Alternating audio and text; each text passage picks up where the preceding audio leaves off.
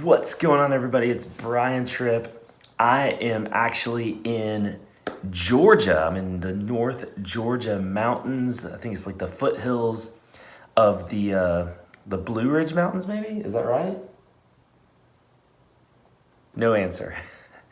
But up here at my wife's parents' cabin, and it's pretty cool. Been up here for a couple days and just been doing some reading, been doing some hanging out. Got to meet up with Tom Kroll and just hanging out and doing some stuff up here. So I want to do a book review right now of Sean Whalen's book, How to Make SHIT Happen. I don't think spelling it out makes it any better, but How to Make Shit Happen by Sean Whalen. So I went to an event last week put on by Mark Evans, and Sean Whalen was actually there and he spoke. So I just read the book. I read it actually on the plane a couple of days ago. Short read, real short book, thin book. I actually don't even know how many pages it is because there's no page numbers in here, but it was a short book, quick read, super simple read, powerful message. And I'm gonna title this book review, I'm gonna title it Truth in Love. Sometimes you can be wrong even when you're right.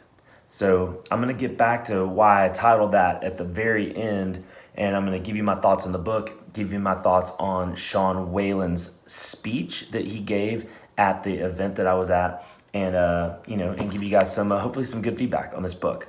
So the premise, the main theme of the book is something that's called Core 4.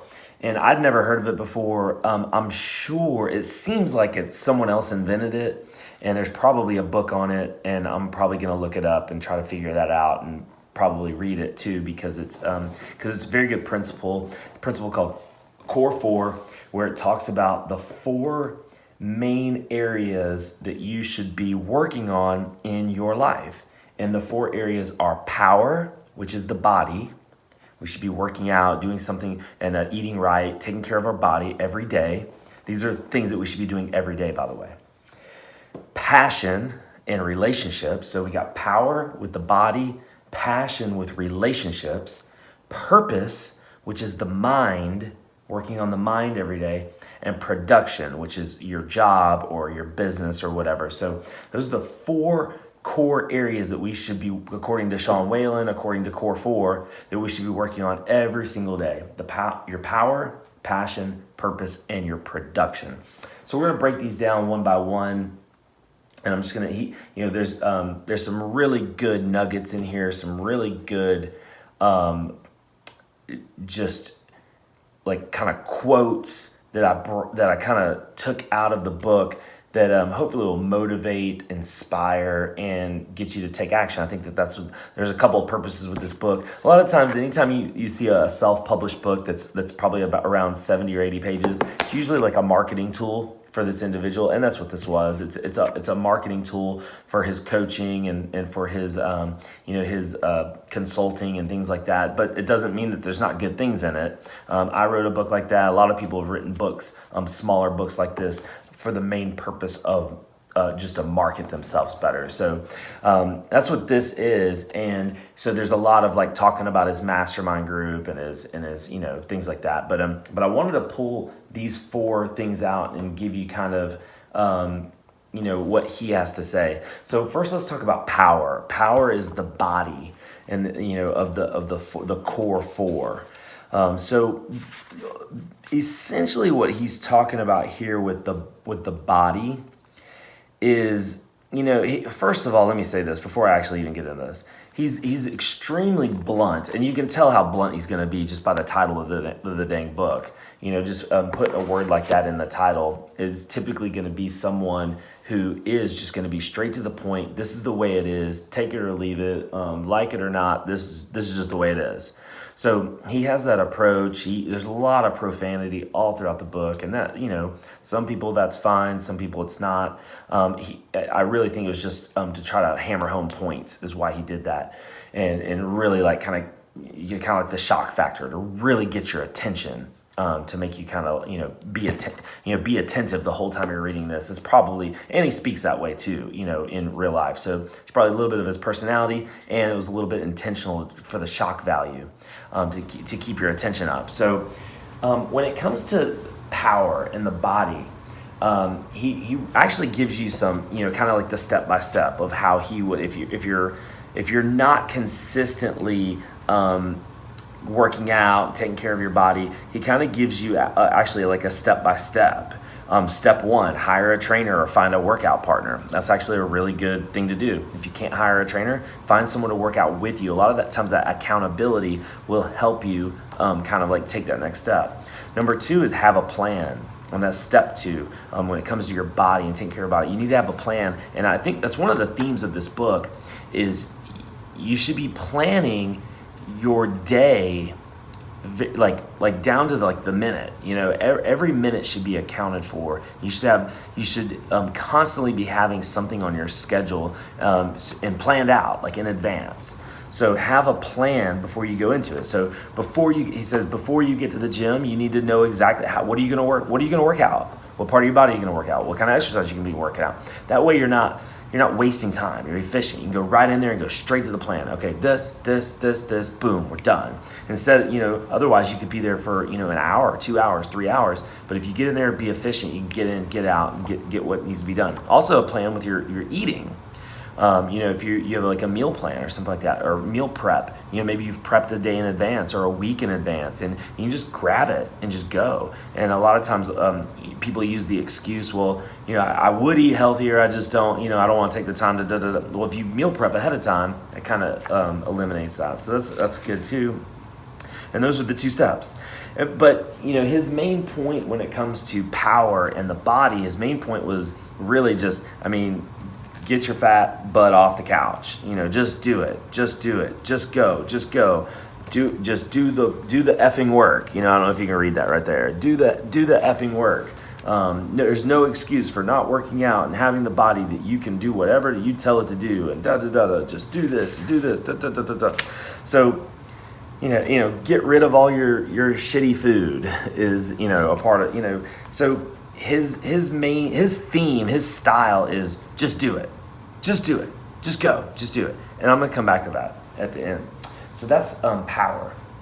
Passion, relationships. He actually has got some really good stuff in here about relationships. Your success and income are directly connected to your relationships. I believe that. And this is really interesting. He brings up this point. How much money is relationship stress costing you? The fact that you have stress in a relationship is taking up your time, is wearing you down. What is that actually costing you in real dollars? And he kind of like lays out like how that, we may only be working at 50% capacity because the other 50% is being taken up by worrying about this and this and this. So it's some really good points. And then he says this, unresolved issues clutter your mind and steal your energy. Totally believe that, guys. Unresolved issues. So he talks a lot about like, unresolved anger, unresolved maybe relationships that you have with somebody. For me, for a long time, it was a relationship with my dad. So like I had to, do a lot of searching. The Bible, talks a lot about forgiveness. Jesus says he can't forgive us if we can't forgive other people. So just kind of going through those exercises and meditating and really like understanding, like just dealing with it, and then forgiving that other person. If we don't forgive that other person, it's only hurting us. It's only hurting us. It's not hurting them. It's hurting us. So that can cause clutter. According to Sean Whalen, that can cause clutter in your mind and steal your energy and clarity. It's the energy and clarity that you should be using to focus on growth, not that drama of these unresolved relationships. So I thought that was really good. And then this is his point here when it comes to relationship. And I love this. This is great. So how can you create change in your relationships? And by the way, of the four, this is the only one where I think he really gave a clear path to change. Change is very difficult. I'm going to talk about that at the end. Change is very difficult, but this right here, I think that this is actually like dead on. This really speaks to the psychology of the mind. When you talk about changing anything, changing things that you're doing, getting into habit, maybe dropping bad habits, adding good habits, any kind of change, so incredibly difficult, and it's psychological. It's not just go do it, just go do it, just go do it. There needs to be a psychological shift. And this is the only one of the four where he talks about the psychology and the psychological shift, which I think he needs to try to figure out an answer for all four from the psychology standpoint. We're going to touch on that at the end. So how can you create change in your relationships? This is awesome. His answer is be vulnerable. This is so huge. Vulnerability, Sean writes, vulnerability is the single greatest power that you and I have. Vulnerability is the single greatest power that you and I have. He even goes so far as to say vulnerability is a superpower. And guys, it really and truly is. If you sit here and think about when you get vulnerable, whether it could be in a public setting like a Facebook or some sort of social media, or it could just be, maybe there's some unforgiveness in you and you just you sit that person down or send them a text or call them and just tell them, look, hey, here's what's going on in me. And despite all of that, I just want to let you know that I don't hold any animosity against you. And really getting vulnerable with people, it's going to do one of two things. It's either people are either going to judge you anyway. They're already judging you. They're going to judge you anyway, and they're just going to shut you out. That's fine. You didn't have anything to lose because that was already happening anyway. Or what's more likely to happen is they're actually going to gravitate towards that. Most people gravitate towards vulnerability. That's almost across the board. So I want to encourage you. I know it's hard. It's very difficult. But I want to encourage you, and Sean even says that in the book, to send that text message, make that phone call, set up that meeting with that person that you still have a grudge against, or you have animosity in your heart towards, because vulnerability is going to be the cure to all that. So I thought that was really good. That's probably the best part of this whole book, the part that I agreed with the most. So that's really good stuff from Sean. So we got power, we got passion, and now we've got purpose. And purpose deals with the mind. And I know a lot of you guys know that I've just been going hard and deep in different things with the mind, and reading a ton and studying a lot and meeting with people and having deep conversations about certain things. So a couple points that he makes about the mind. The mind is a garden. And he got that from the book As a Man Thinketh. But the mind is a garden. And the mind is going to grow stuff. Stuff is going to grow. So you plant the seed, or you're going to plant the seed, but your mind is going to take off, and it's going to turn that seed into something. Now it can either be weeds or it can be flowers, and it can be something beautiful, right? And it's up to you. It's up to you. What grows, what actually grows in your mind is up to you. The Bible talks about taking thoughts captive. Thoughts are things. Thoughts are in your mind, right? And so if we can take these thoughts captive, which is very difficult to do, I'm not trying to sugarcoat it. It's super, super difficult to do that. But if we can take those thoughts captive, we can actually turn these thoughts into whatever we want them to be.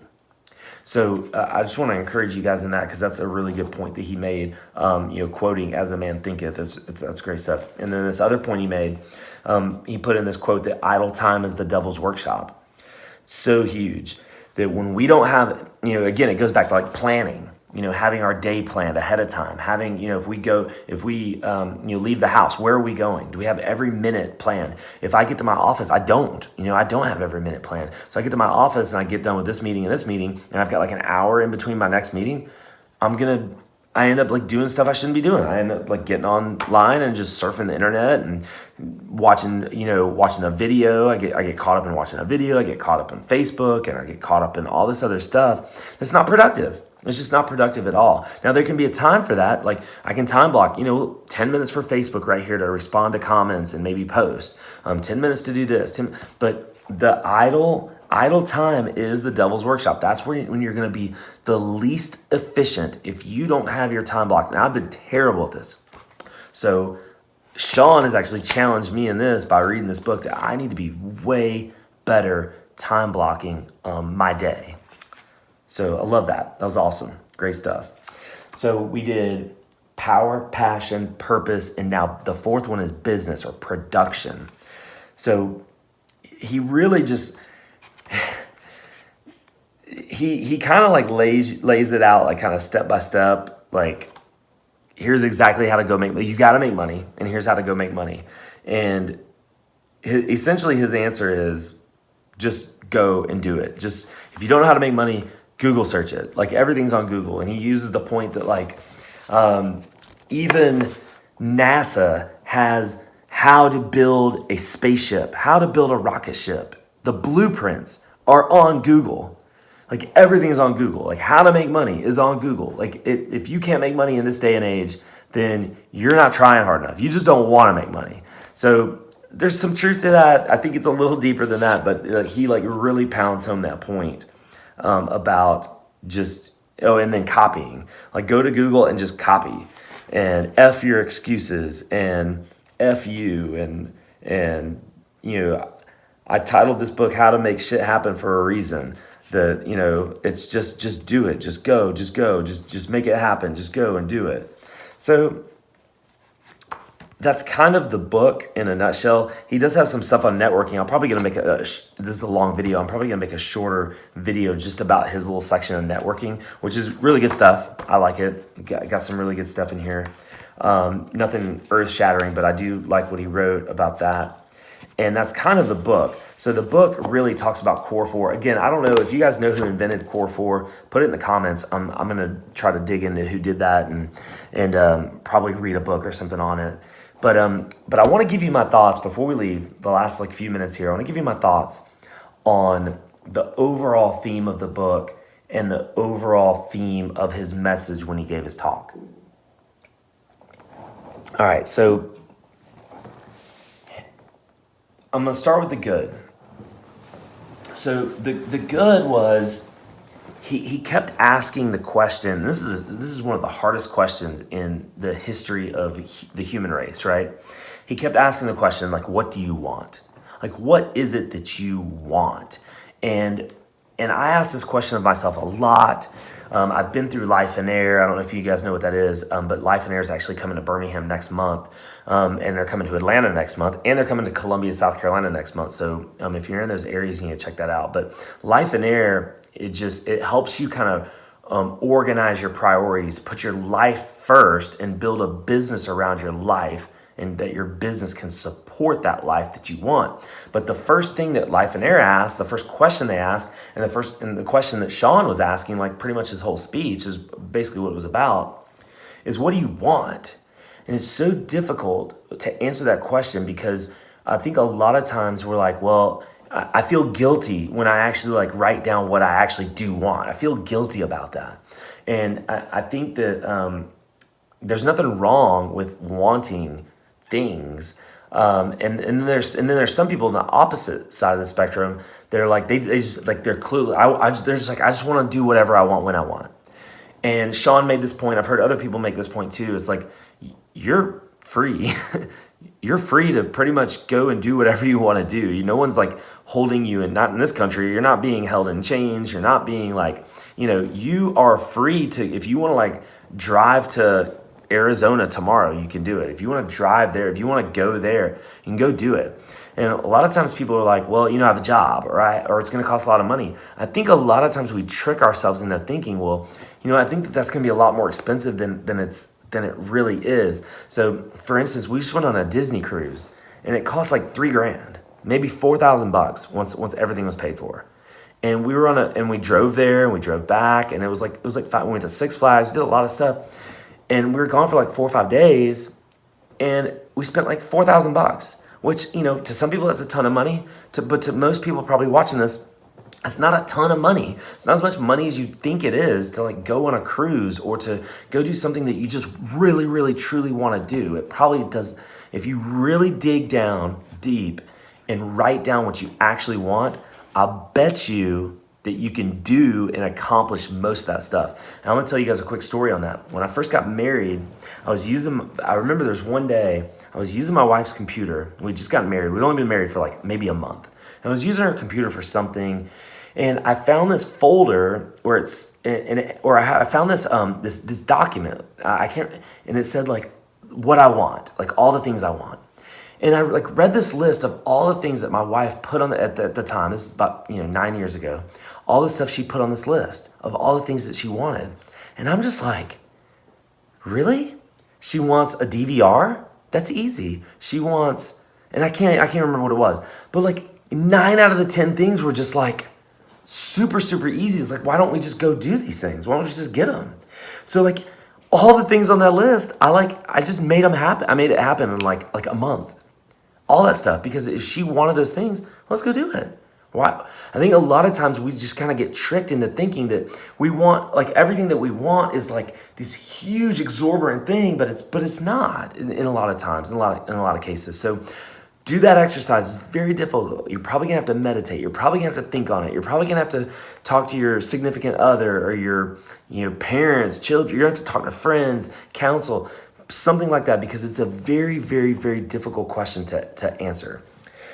But so I love that. Like I love where Sean was kind of going with that. We need to figure that out and then just go do it. And our life doesn't need to be just grind, go. It needs to be like, let's go do what we want and put that in our schedule first, and then build a business that supports that life. So I love that. That's great stuff.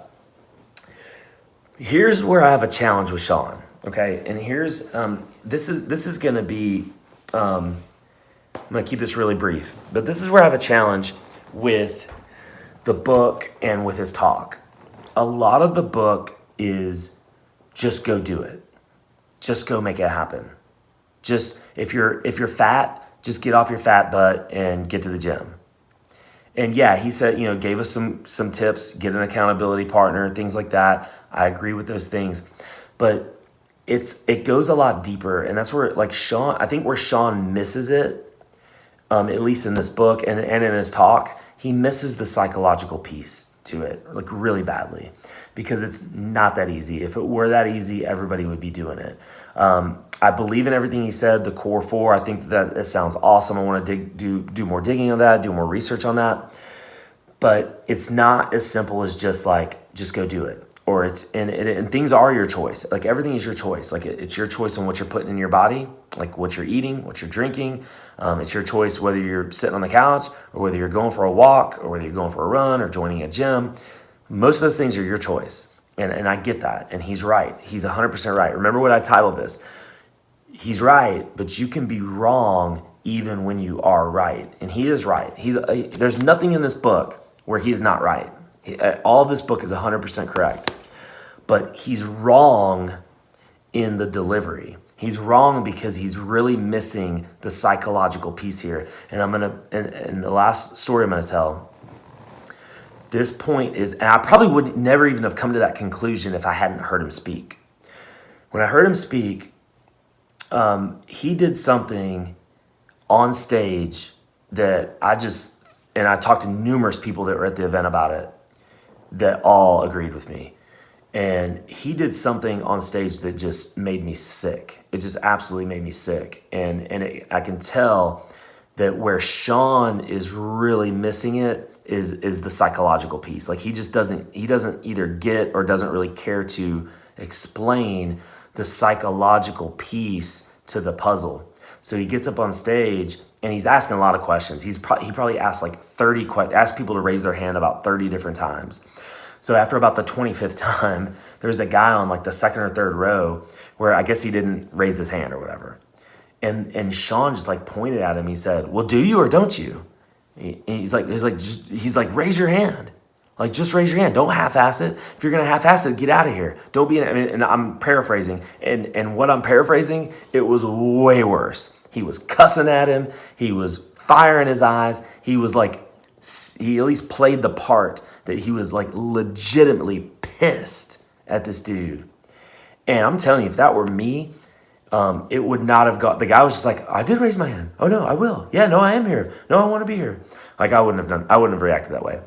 So here's the thing when it comes to the tough love kind of thing, like he's playing that tough love role. There's about 15 to 20% of the population responds well to that. About 15% of people respond to that kick in the butt. I'm gonna, if you don't do this, I'm just gonna, do it. You're a lazy SOB. Da da da da da da da da da da. Some people that really motivates and it gets them up and gets them going. Like, yeah, you know what? He's right. I am a lazy SOB. I'm gonna get in there and I'm gonna make it happen. But then you got the other 85% that it just doesn't apply to. And it actually, for some, and there's another 15% that it does the complete opposite. Completely just like, and this is my wife's personality, shrink up, get into a depressed state because somebody's yelling at them about something that like that's not the way to talk to them. So it's like you've got like two totally different ends of the spectrum where one is just like, yeah, I'm going to go do it. You're right. And he is right, by the way. He is right. But he's wrong in his delivery. There's the other end of that spectrum that's going to shrink up, be depressed, maybe suicidal, may something like that happen. And that's where he just doesn't really understand that or really get that, or at least didn't play that role. And I didn't like it. I didn't like it at all. And there are a lot of people I spoke to, actually everybody I talked to about that, probably 6 or 7 people, hated it. Thought it was completely out of bounds, completely out of line. And that's why I don't really, he needs to change. He needs to change that. He needs to change that piece of it. It's a great book. There's nothing in this book that I disagree with except that psychological piece, because everybody does not respond the same way as, just go do it. You're a lazy SOB if you don't do this, da da da da da. Everybody doesn't respond that way. Very few people actually do respond that way. So that's my book review, and that's my opinion of Sean Whalen. I didn't really get to meet him. I don't really know a lot about him. I loved all the principles, everything in here. Totally agree with it. I even recommend it. But understand that it's tough love, and if you can't take tough love, then he may not be the guy for you. So that's my book review, How to Make Shit Happen by Sean Whalen. Thanks for tuning in. We'll see you at the next one.